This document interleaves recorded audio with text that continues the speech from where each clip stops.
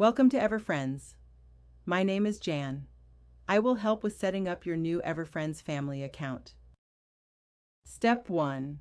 Download the EverFriends.ai app from the App Store or Google Play Store. Step 2. You have chosen a family account. If you are a family member or other caregiver signing up for someone, you are in the right place. You now have your account active and can add a member. Step 3. Now fill in the information about the family member you would like to add. Please note that the phone number used must be different than the phone number used to create your account. Step 4. Pick the plan that is right for you.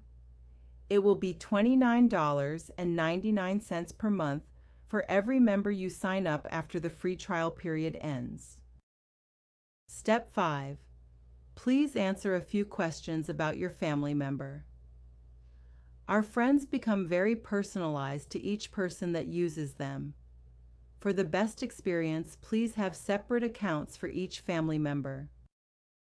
Step 6. Choose who will be your new digital friend. You can always change later in the profile section. Step 7. Set your reminders and add anyone you would like to contact if there is an emergency. Now you are ready to start chatting. I have put a few tips for the best experience on the next page.